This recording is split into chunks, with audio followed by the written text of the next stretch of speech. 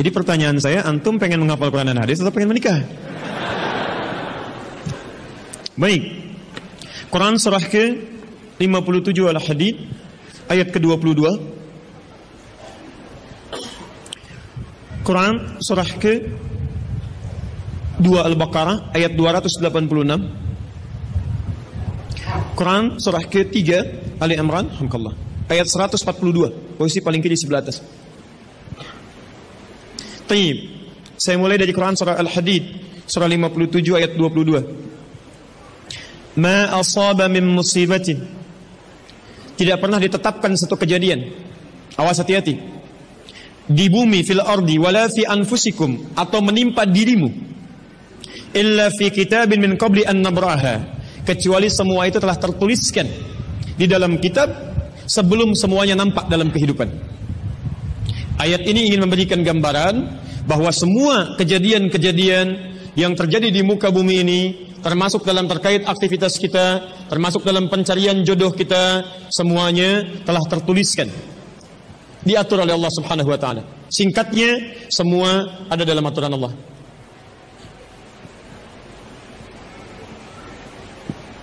Fokus. Lihat, Allah telah mengatur si fulan hidup sekian sekian sekian, meninggal sekian sekian sekian, rizkinya sekian, jodohnya akan mendapatkan sekian sekian sekian. Sebagian tidak bisa diikhtiarkan seperti ajal nggak ada ikhtiarnya. Anda tidak bisa ikhtiar untuk bisa menunda atau mempercepat ajal, langsung nggak bisa diintervensi. Sebagian ada yang harus diikhtiarkan, hukumnya sudah ada, cuman kita tidak tahu bagaimana dengan takdir yang telah Allah tetapkan. Maka untuk mendapatinya, maka ikhtiar kita untuk meraihnya. Maka ada sesuatu yang ditempuhnya dengan cara ikhtiar. Taib. Di antaranya ini jodoh. Masya Allah. Allah telah tetapkan jodoh kita, diatur oleh Allah. Ini yang terbaik untuk kehidupan kamu. Tapi Allah merahasiakan kepada kita siapa jodoh yang dimaksudkan. Maka kita berikhtiar, yang dengan ikhtiar itu ada pahala didapatkan. Saya ulang, ada pahala didapatkan, ada kenikmatan dalam mencarinya. Bayangkan kalau kemudian nikah aja tiba-tiba tanpa ada pencarian. Antum gak akan pernah merasakan bagaimana nikmatnya ta'aruf, bagaimana nikmatnya mengenal, bagaimana mencari, bagaimana pahala bersabar, bagaimana nikmatnya berdoa, bagaimana istikharah dalam menentukan jodoh kita. Itu semua menghasilkan pahala dalam kehidupan kita. Maka yang pertama, lihat ketentuan Allah yang pertama, apapun ikhtiar yang telah Anda tempuh, maka semua ikhtiar ini tetap tidak akan keluar dari aturan Allah Subhanahu wa taala. Jadi kalau antum tadi sudah menunggu selama 4 tahun tanpa komunikasi, Masya Allah, sudah siap melamar, tiba-tiba Masya Allah dibalap oleh orang lain. Salah. Fokus. Maka bagaimana cara memahaminya? Perhatikan, ikhtiar yang Allah tetapkan dalam aturan yang dibuat tadi, boleh jadi tidak harus selalu menyampaikan kita pada tujuan yang kita inginkan. Karena aturan Allah itu ketika ditetapkan akan bersanding dengan maslahat bagi kehidupan kita yang menjalaninya. Ingat ini ya, ingat. Aturan Allah ketika menetapkan, fulan rezeki kamu sekian, fulan fisik kamu begini, fulan jodoh kamu si fulanah. Ketika Anda menempuhnya dengan ikhtiar, tidak harus kemudian Anda meraihnya sesuai dengan keinginan Anda. Contoh, maaf, Anda ingin misalnya sekolahnya ke ITB, Anda ikhtiar juara satu. Begitu tes di ITB tidak lulus, lulusnya ke IAIN. Misal, harap-harap ke ITB, masuknya ke IAIN. Harap-harap ke ITB, masuknya ke Unpad.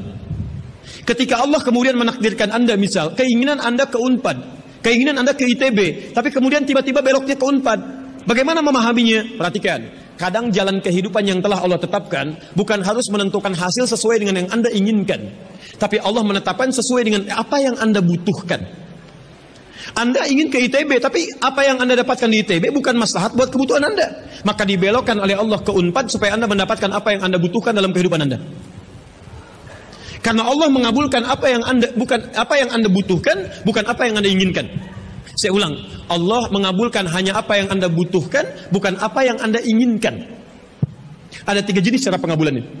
1, jika kebutuhan Anda sesuai dengan maslahat kehidupan Anda meminta. Maka jika keinginan Anda dalam permintaan sesuai dengan kebutuhan Anda, maka segera dikabulkan.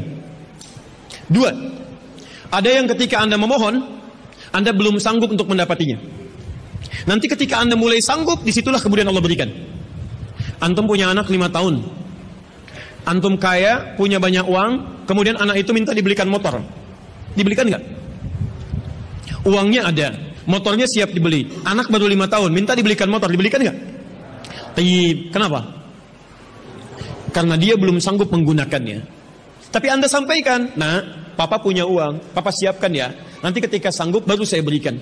Demikian ketika Anda meminta kepada Allah Subhanahu wa taala dan memohon. Maaf, Anda mohon, belum dikabulkan juga. Boleh jadi bukan Allah belum mengabulkan, tapi Anda belum siap untuk menerimanya.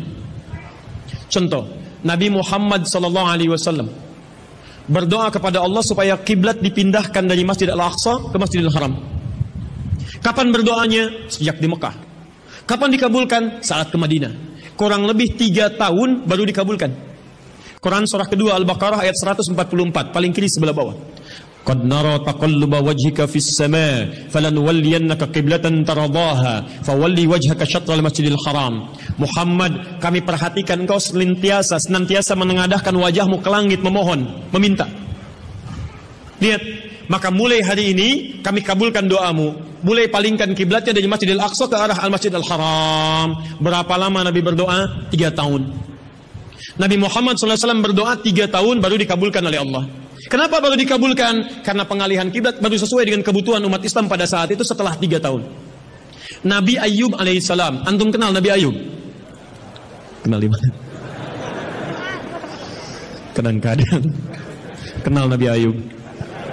Luar biasa. Tadi malam di Dumai ada yang kenal Korun. Bulan lalu di Lampung ada yang kenal Fir'aun. Masya Allah. Di Pekanbaru kenal Nabi Ayub. Luar biasa. Itu siapa sebetulnya? Nabi Ayub itu diuji dengan penyakit luar biasa. Maaf, tadinya kaya, punya istri yang sangat cantik, anaknya 12. Hari yang bersamaan, hari pertama, maaf, diuji dengan harta semua habis. 1 hari. Hari kedua, anak semua meninggal. Hari ketiga diuji dengan penyakit, yang penyakitnya tidak akan pernah dialami orang setelahnya, tidak juga dialami orang sebelumnya. Berapa diuji? 20 tahun. Beliau diuji 20 tahun. Apakah mengeluh? Tidak. Kata istrinya, kalau bahasa kita, papa kan Nabi, angkat tangan papa, mohon kepada Allah, mintakan sembuh aja, sembuh. Apa jawab Ayub? Berapa lama kita sehat dan senang? Kata istrinya, Masya Allah, 20 tahun. Berapa lama kita diuji begini? 7 tahun. Kata Ayub, nanti saja. Kalau usia ujian sakit sama dengan ujian sehat, sama-sama 20 tahun, baru saya memohon kepada Allah Subhanahu wa ta'ala. Anda bisa bayangkan, Nabi Ayub, Nabi, Rasul, dekat dengan Allah, jaminannya surga, surga tingkat tinggi, diberikan ujian 20 tahun, beliau bersabar dan tetap ibadah. Antum, Masya Allah, mahasiswa, baru semester 5. Bukan Nabi, bukan Rasul, surga belum jelas, amalan masih berantakan, hisab masih menegangkan, surga belum ada jaminan, baru 4 tahun.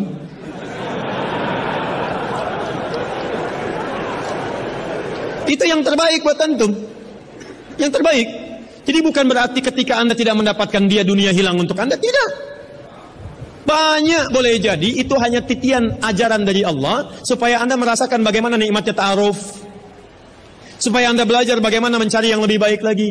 Lihat kalimatnya, Quran surah ke-24 ayat 26. At-tayyibatu lit-tayyibin wat-tayyibuna lit-tayyibat al-khabithatu lil-khabithin, sebelumnya wal khabithuna lil-khabithat.